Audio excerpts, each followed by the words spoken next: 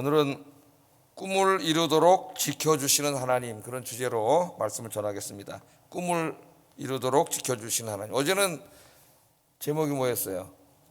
꿈을 주시는 하나님이셨죠? 꿈. 어제 기도 좀 하셨습니까?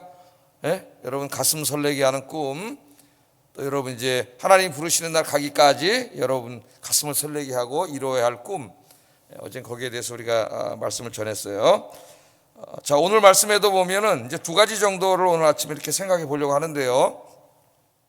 하나는 계속 요셉이라고 하는 사람이 어떤 사람이길래 하나님이 이 12 형제 중에서 그를 이 지도자로 세우시고 또 나중에 애굽의 총리까지 되게 하시고 그를 통해서 하나님의 이 구원 계획을 이루어 가셨는가 하는 그 부분을 좀 오늘 공부해 보고, 하나님이 주신 꿈인데 그것을 이제 형들이 좌절시키려고 합니다. 그 꿈을 근데 과연 그들이 좌절시킬 수 있었는지 그걸 한번 좀 살펴보려고 합니다. 자, 어제 이제 요셉에 대해서 공부하면서 요셉이 형들의 그 악한 일에 대해서 아버지에게 보고하는 그런 짧은 이야기지만은, 거기서 요셉이 그 아버지에게 보고한 것이 과연 고잘질이냐 아니면 요셉의 말로 하면 정말 정의로운 내부 고발이냐 하는 부분을 이제 살펴보면서, 요셉은 굉장히 정직하고 성실한 사람이었다, 고잘질하는 사람이 아니다, 거기에 대해서 이제 어제 잠깐 살펴봤는데요. 오늘 본문을 보면은 요셉이 어떤 성품을 가진 사람인지를 우리가 알 수 있는 많은 정보가 있습니다. 오늘 말씀 속에 왜 하나님께서 그 11번째 아들인 요셉을 들어서 지도자의 꿈을 주셨는지, 그걸 오늘 아는 정보들이 좀 나와요. 자, 이제 이 꿈을 하나님께서 요셉에게 꿈을 꾸게 하셔가지고 꿈을 주신 때가 몇 살이었어요? 17살 때. 17살 때 꿈을 주셨으니까 우리 자녀들 혹은 손주들 이런 나이인데, 자녀들을 위해서 우리가 기도 많이 해야 된다, 그런 말씀을 제가 드렸습니다. 자, 이제 이 꿈을 꾼 다음에 그 꿈 얘기를 형들에게 2번이나 꿈을 꿨는데요. 다 이제 형들의 몇 집단이 자기에게 절하거나 아니면 뭐 해와 달과 나머지 형들의 별이 다 자기에게 절하거나 이런 꿈이었습니다. 이제 어제 요셉은 굉장히 그 성실하고 정직한 사람이었지만은 17살 나이였기 때문에 모든 게 이렇게 완전한 사람은 아니었어요. 아주 좀 미숙하죠. 그래서 미숙한 꿈쟁이, 뭐 제가 오래전에 그런 식으로 제목을 붙여본 적도 있는데, 그 이제 이것을 형들에게 자랑하듯이 이야기를 했죠. 그러니까 안 그래도 지금 꼴도 보기 싫잖아요, 형들이. 왜? 요셉만 채색 옷을 입히고 아버지가 편애를 해. 왜냐하면은 요셉은 사랑하는, 자기가 제일 사랑했던 아내, 4명의 아내 중에 라헬의 아들이에요. 이게 편애를 한 거죠. 12명의 자식 중에 채색 옷을 입히고. 그래서 안 그래도 이제 막 시기를 했는데, 더더군다나 꿈 얘기를 하니까 뭐 형들이 다 자기에게 절을 하는 이 꿈 얘기를 하니까 더 미워했다 그랬잖아요. 어제 또 화를 내고 그런 상태에 있다는 거 어제 공부를 했습니다. 근데 하루는 이제 아버지가 심부름을 시키시는 거예요, 야곱에게. 어떤 심부름을 시켰어요? 오늘 보면은 형들이 저 세겜 땅에서 지금 양을 치고 있는데, 그 형들이 무사히 있는지, 양을 잘 치고 있는지 한번 좀 가서 형들의 안위를 좀 보고 와라, 이렇게 심부름을 시켰어요. 12절 한번 보겠습니다. 12절 시작. 양을 치고 있다 그랬습니다. 그러니까 지금 요셉은 어디 살고 있어요? 헤브론이라고 하는 곳에 살고 있어요. 이제 세겜 땅에까지 갔습니다, 양을 치러. 그럼 도대체 이 거리가 어느 정도 되느냐? 한번 지도를 좀 한번 보겠습니다. 지도를. 잘 보이죠? 내가 오늘 포인트 펜을 안 가져왔네. 저기 세겜 있고 헤브론이 밑에 있잖아요. 거리가 상당히 멀어요. 미국 단위라면 미국 사람들은 마일이라는 이제 이걸 쓰는데 50마일 정도 되고, 우리나라 킬로미터를 쓰는데 한 75km 정도 됩니다. 그러니까 자동차를 타고 가는 거리가 아니고 걸어서 이제 가는 거리, 산길을 지나고 막 이렇게 가야 되기 때문에 세겜까지 거리가 상당히 멀어요. 75km 정도 됩니다.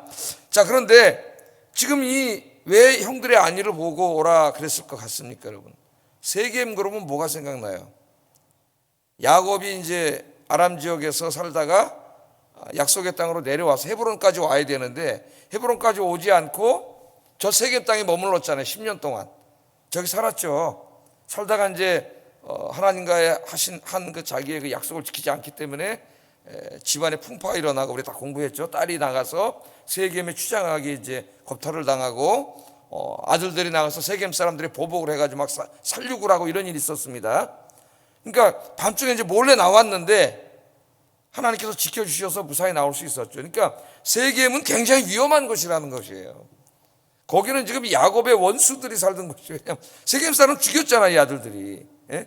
그러니까 지금 세겜 사람들한테 걸리면 죽습니다. 그런데 이 아들들이 양을 치면서 가다가 지금 세겜 땅까지 간 거예요. 세겜 땅까지. 그러니까 아버지가 세겜에 갔다는 소식을 어떻게 들었는지 깜짝 놀라가지고 이제 야, 이거 위험하지 않느냐. 그래서 이제 보낸 겁니다, 요셉을. 13절 한번 읽어보겠습니다. 시작.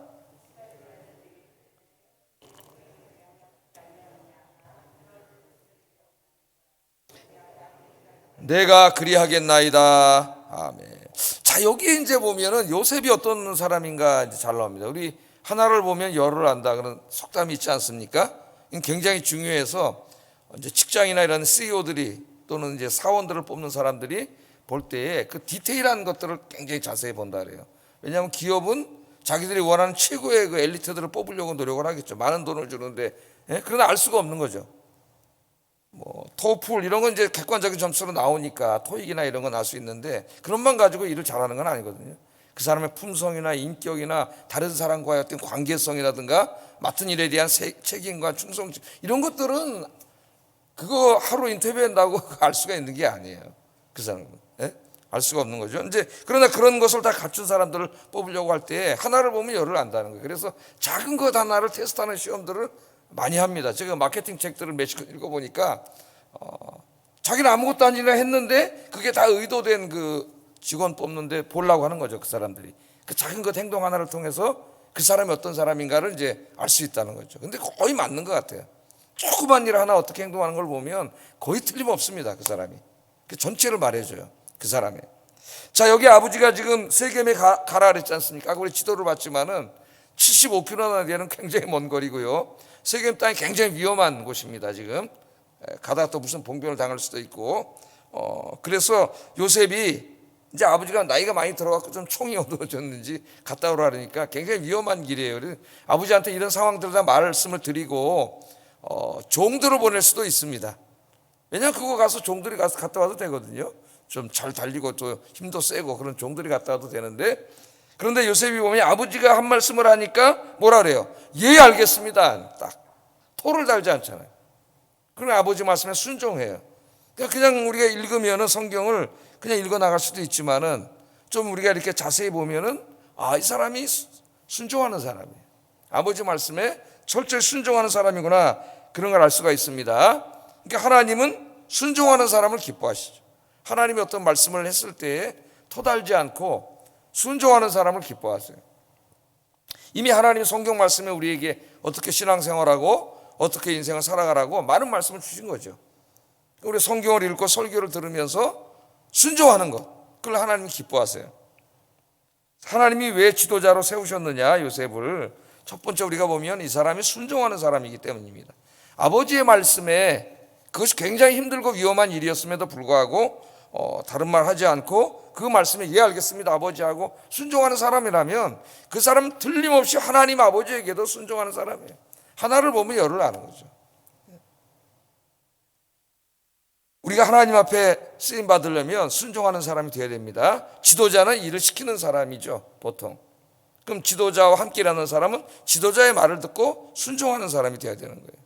그러니까 지도자가 되려면 먼저 자기가 순종할 줄 아는 사람이 돼요. 자기는 순종할 줄 모르면서 자기가 지도자가 되면 누가 순종을 하겠어요? 그 사람 말씀에. 그래서 여기 하나에 요셉이 어떤 그 품성이 잘 드러나고 이것이 앞으로 그의 인생에 계속 드러납니다. 하나님 요셉을 뽑은 이유가 여기에 있어요. 이게 이제 아버지 말에 순종하는 작은 일에 다 나오는 거죠, 그것이. 또 하나는 요셉이 책임감이 굉장히 강한 사람이라는 걸 알 수 있습니다, 오늘 보면. 그러니까 이제 이것을 우리가 좀 신앙적인 용어로 말하면 사명감이라는 거죠, 사명감. 자, 한번 말씀을 보세요. 요셉이 세겜 땅으로 이제 형들을 만나러 갔을 때 형들이 이미 거기에 없었습니다. 그래서 이제 이 세겜에 처음 가봤는데, 뭐 아주 어렸을 때 살았든지 뭐 좀 살았겠죠. 기억은 없을 거예요. 어려서 살아서. 자, 형이 없어요. 어디로 갔는지 도저히 알 수가 없어가지고 15절에 보면 막 찾아 헤매고 다녔습니다. 15절 한번 읽어보겠습니다. 시작.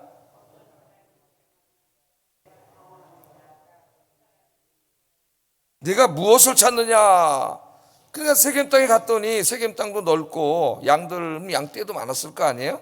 근데 아무리 찾아봐도 없는 거예요. 그럼 이제 아예 없네 그러고 그냥 돌아갈 수도 있는데, 이 아이가 방황하고 다녔다는 말은 계속 여기저기 찾아다녔다는 거예요. 형이 어디 있는지. 그러니까 아버지가 자기에게 맡긴 일을 끝까지 감당하고, 이 책임을 감당하고 돌아가려고 계속 찾아다녔다는 것을 우리가 알 수가 있습니다. 계속 찾아다녔어요.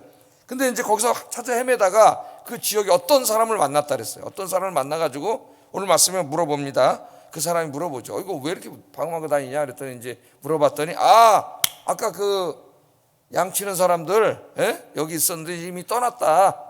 그 어디로 갔느냐 그랬더니 혹시 아느냐 그러니까 자기들끼리 말하는데 도단으로 갔다. 아까 지도 한번 다시 보세요. 도단으로 갔다 그래. 자, 도단 저기 보이죠? 세겜에서 더 북쪽으로 간 거예요. 더 북쪽으로 양을 몰고 더 북쪽이 이제 이 도단까지 갔습니다. 한 15km 정도 될래나? 그전 도단까지 이제 더 간 거죠. 그랬더니 요셉이 어떻게 해요? 15km가 아니라 15마일이라고 되어 있네요. 한 20km 좀 넘는 지역을 또 간 겁니다. 그랬더니 한 20km 넘는 거기를 또 걸어서 가야 되는데 50리 길입니다, 여러분. 예? 그냥 세겜에서 돌아갈 수도 있는데 거기까지 끝까지 또 가는 거죠, 요셉. 이런 것을 한번 잘 보세요. 17절 한번 읽어보겠습니다. 시작.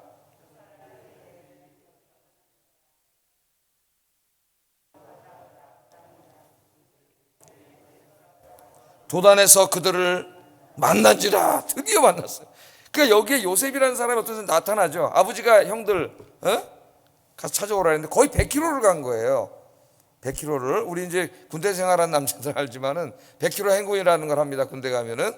그러면 이 50분 걷고 10분 쉬고 이런 식으로 가요, 군인들이. 그래서 계속 갑니다.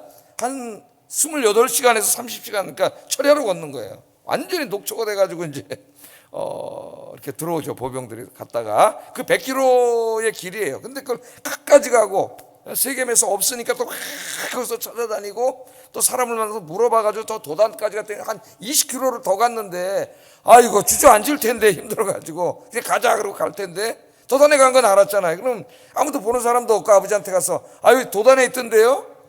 그럼 되거든? 예? 근데 그런 사람이 아니에요, 요셉은. 끝까지 도단까지 가서 형들을 만났다 그러잖아요.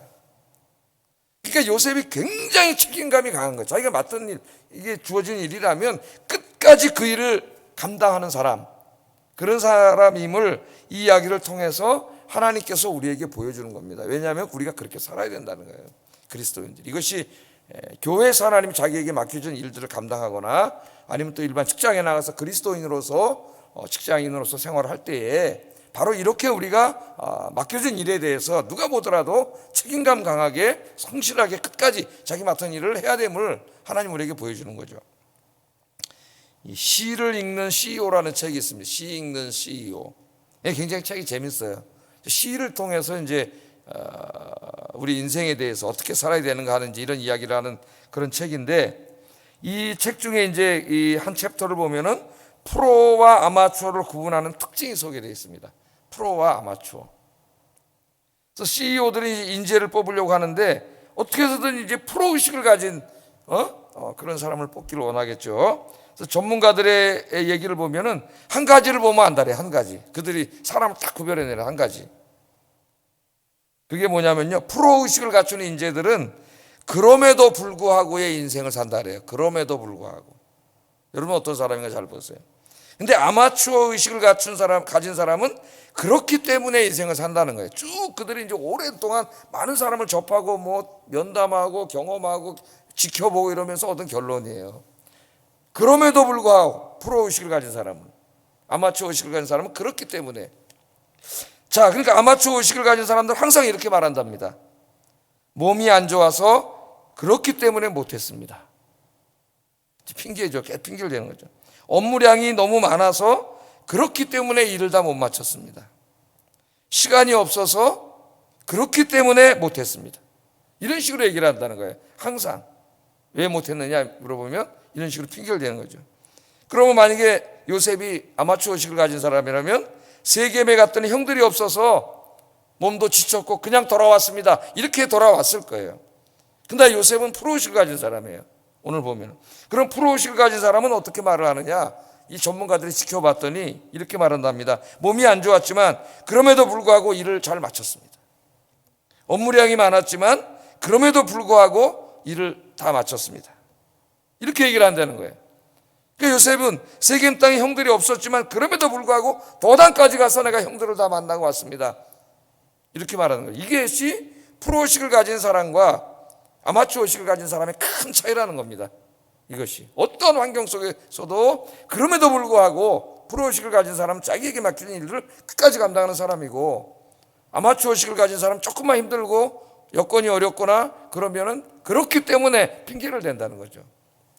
그래서 이 책의 결론은 그렇게 아마추어 의식을 가진 사람들을 이류 인생이라 합니다. 이류 인생.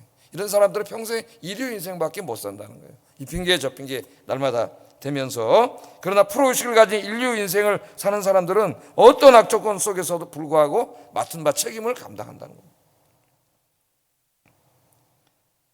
그래서 여러분, 하나님이 맡겨준 일들, 오늘 우리 교회니까 특별히 이걸 우리 이제 사명이라고 하는데, 이런 사명감을 가지고 그럼에도 불구하고 항상 그럼에도 불구하고 이 사명을 잘 감당하는 여러분 되기를 주의 이름으로 축복합니다. 솔직히 말하면 제가 이제 이렇게 있다가 그렇기 때문에 이런 생각을 가졌을 때가 자꾸 있어요. 이제 체력도 좀 떨어지고 좀 이렇게 여러 가지로 이제 한 살 두 살 더 60도 되고 그러면서, 그래서 조금씩 이제 좀 조금 더 편하게 할까? 뭐 이런 생각이 문득 들 때가 있는데, 저도 설교 준비하다가 내가 이거 그럼으로 불구하고의 삶을 살아야지, 이거 그렇기 때문에라고 한번 하기 시작하면 한없이 자꾸 게을러지게 되더라고요. 이 15년 동안 말이죠, 4천만 부나 팔린 책이 있습니다. 4천만 부. 우리나라에서는 아니고 이제 외국에서. 그 책이 우리나라 말로도 번역이 됐는데, 가르시아 장군에게 보내는 메시지예요. 제목이 가르시아, 얇은 책입니다. 아주. 가르시아 장군에게 보낸 메시지라는 책인데, 이 책의 이제 부제목이 비즈니스와 인생의 제1원칙에 관한 보고서예요. 인생의 제1원칙에 관한 보고서. 이 책은 일본의 천황이 일본의 모든 시민들이 읽도록 보급하라고 명령을 내렸던 유명한 책입니다. 모든 일본 사람들이 다 읽게 하라, 이 책을. 왕이 그런 명령을 내렸다 그래요. 자, 이 책의 내용은 경영자들에게는 인적 자원을 어떻게 효율적으로 관리해야 할지를 가르치고, 직장인들에게는 자신의 직무에 어떤 태도로 임해야 할지를 함축적으로 알려주는 그런 말씀입니다. 제목 속에 이 가르시아는 쿠바의 반군 지도자예요. 반군 지도자. 그러니까는 거처가 일정하지 않죠. 어디 사는지도 몰라요. 산들을 옮겨 다니면서 그렇게 이제 매일매일 숨어서 사는 베일에 가린 그런 사람입니다. 그가 어떠한 경로로 움직이는지, 어디에 있는지 알 수가 없어요. 그런데 미국의 이제 맥킨리 대통령이 미국의 국익을 위해서 이 사람을 만나가지고 미국의 중요한 메시지를 전해야 되는데, 이거를 어디 있는지를 알 수가 없잖아요. 반군 지도자가 산으로 막 쿠바 산으로 도망다니니까. 그래서 한 사람을 부르는데 로완이라고 하는 육군 중위를 불러요. 로완. 육군 중위입니다. 계급이 그 당시에. 그래가지고 명령을 내리는 거죠. 가서 네가 가르시아를 만나가지고 이 중요한 메시지를 전하고 오너라. 그렇게 이제 대통령이 친히 이제 육군 중위를 불러가지고 사명을 줍니다. 자, 그런데 이 로완 중위는 대통령의 이 메시지를 품에 넣자마자 한마디 말도 없이 곧바로 길을 떠났다는 거예요. 한마디 말도 없이 알겠습니다 하고 아까 요셉처럼 바로 길을 떠났다는 거예요. 이 책의 저자인 이 엘버트 허바드라고 하는 이 사람은 로완이 대통령으로부터 메시지를 받고 그가 어디에 있습니까? 라고 묻지 않고 떠났다는 사실에 초점을 맞춥니다. 그러니까 이 벌써 안목 있는 사람 다른 거죠. 하나를 보고 모든 걸 아는 거예요. 어떤 임무가 주어졌을 때 스스로 그 문제를 풀고 행동으로 옮기려고 하는 성실함과 책임감에 주목을 한 겁니다. 자, 그러니까 여러분, 어디 있는지도 모르는데 쿠바에 가서 어떻게 그 메시지를 전해요? 그럼 뭐 정보국에서 온 보고가 있습니까? 정보가 있습니까? 어느 시쯤 가야 됩니까? 이거 어떻게 해야 됩니까? 이런 얘기를 물어볼 텐데 그냥 로완 중위는 딱 알겠습니다 갔다는 거예요. 그 얘기 속에 뭐가 있어요? 대통령이 자기에게 맡긴 그 사명을 무슨 일이 있어도 자기가 감당하겠다고 하는 그 어떤 책임감, 사명감, 충성심이 있고, 그걸 찾으려면 이제부터 자기가 모든 수단을 강구해야 돼요. 정보도 얻어야 되고 어디 있는지도 알아야 되고 이걸 연구해서 자기가 만들어야 되는데 그 모든 것들을 이제 이 사명을 감당하는 자기가 해야 되는 거예요, 오롯이. 근데 그걸 잘 감당했다는 거죠.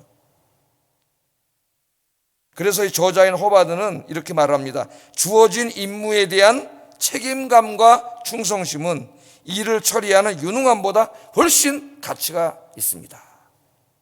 이 말을 해요. 유능함보다 더 뭐가 중요하다고요? 주어진 임무에 대한 책임감과 충성심이에요. 책임감과 충성심. 우리말로 하면 사명감이에요. 사명감. 그래서 오늘 아침에 우리가 이제 기도하면서 이 요셉 이야기를 보면서 하나님께서 우리에게 맡기신 일들이 있어요. 지금 코로나가 때문에 많이 힘들고 어제 보니까 너무 많이 나와가지고 곧 10만 명 넘어갈 것 같은 지금 이런 상황입니다. 많이 어렵고 힘들고 그런 가운데 있지만은 하나님이 우리에게 맡겨진 일들이 있습니다.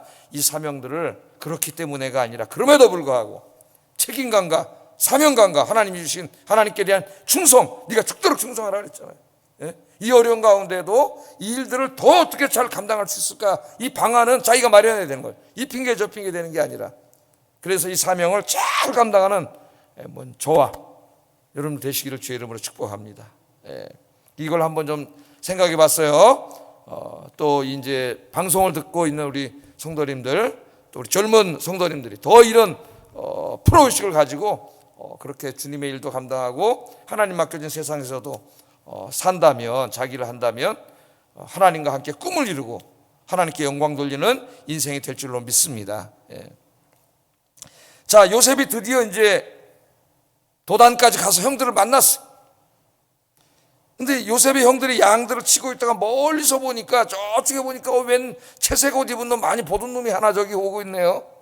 저 요셉 아니요? 저거 요셉 아니냐? 그들이 딱 봤어요. 그 요셉을 본 순간 이 형들의 마음에 시기심과 그 꼴도 보기 싫은 미워하는 마음이 확 올라와. 얼마나 이게 무서운 건지 19절 20절을 보세요. 19절 20절 읽어보겠습니다. 시작.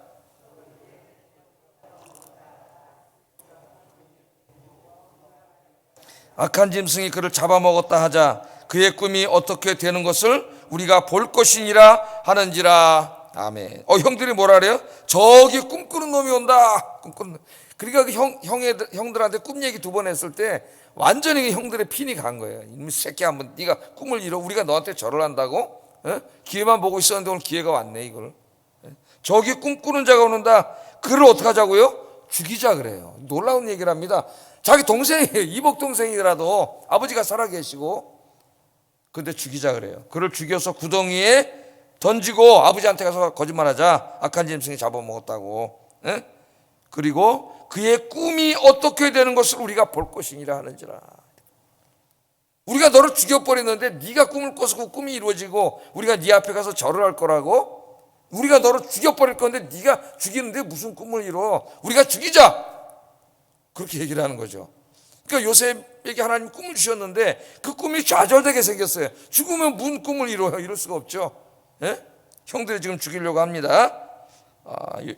형이 화가 나가지고요. 과연 이들은 하나님이 주신 꿈을 좌절시킬 수 있는가? 이건 굉장히 중요해요. 우리 인생에 이제 하나님 주신 꿈이 있어요. 어제 제가 설교한 대로 그 꿈을 과연 좌절시킬 수 있는가? 좌절될 수 있는가? 그럴 수 없다는 걸 보여줘요. 왜? 오늘 이제 말씀이 그걸 보여줍니다. 자, 형들이 이제 저 꿈꾸는 놈 오는데 죽여가지고 그 꿈이 이루어지는지 보자. 우리가 꿈을 못 이루게 하자.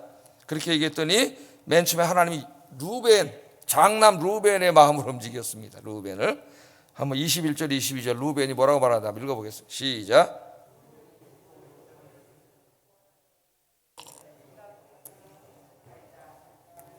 그들에게 이르되 피를 흘리지 말라. 그를 광야 그 구덩이에 던지고 손을 그에게 대지 말라 하니 이는 그가 요셉을 그들의 손에서 구출하여 그의 아버지에게로 돌려보내려 함이었더라. 그래도 장남인지라 아버지를 생각해서 그 막 화가 나가지고 다 죽이려고 하는 9명의 형제들을 진정시키고 죽이지는 말자.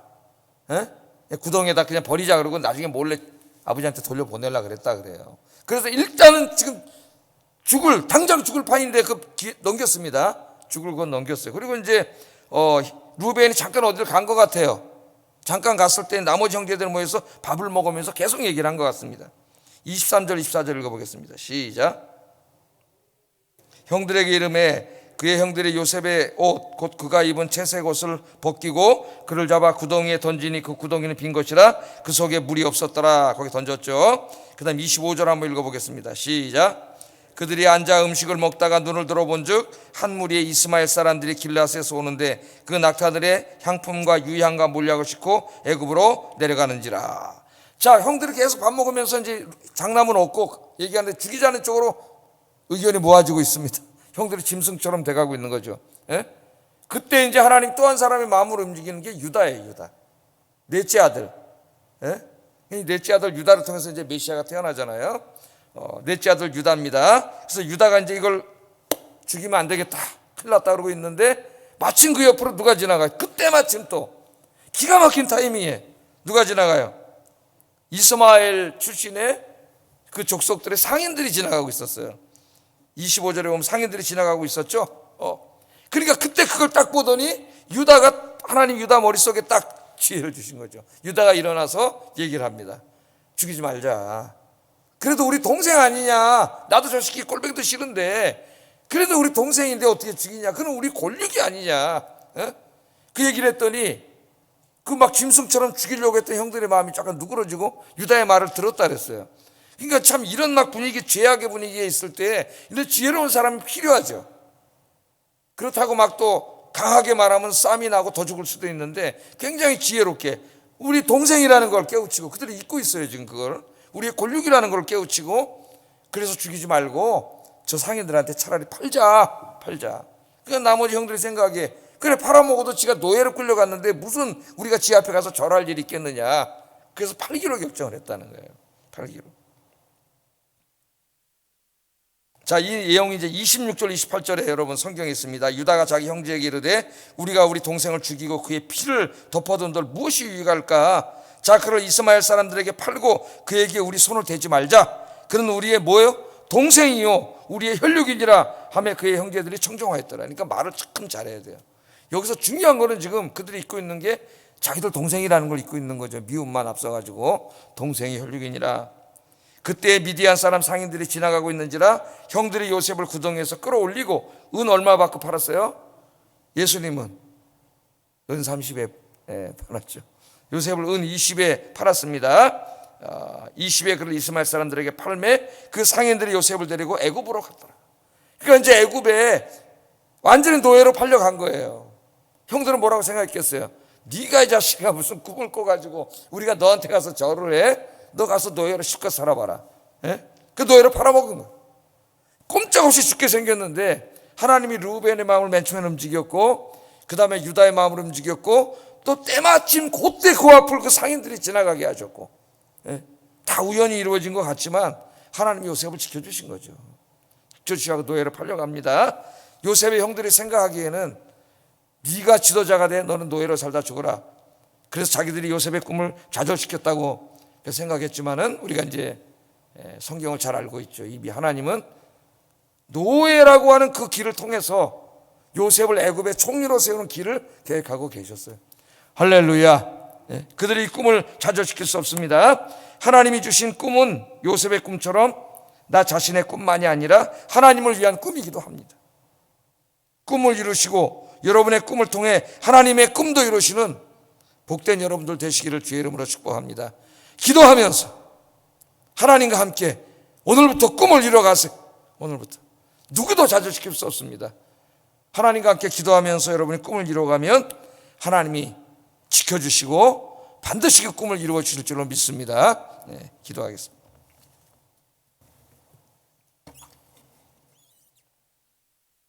자, 요셉에 대해서 두 가지를 생각해 봤는데요. 우리 인생에도 굉장히 중요한 겁니다. 순종하는 마음과 투철한 책임감, 사명감으로 하나님께서 맡겨주신 일들을 잘 감당하게 하소서. 내 인생도 그렇게 살게 하소서 기도하시고요. 두 번째, 나의 꿈을 반드시 이루어 주실 하나님을 신뢰하고 기도하며 하나님과 함께 꿈을 이루어 가게 하소서 기도하겠습니다.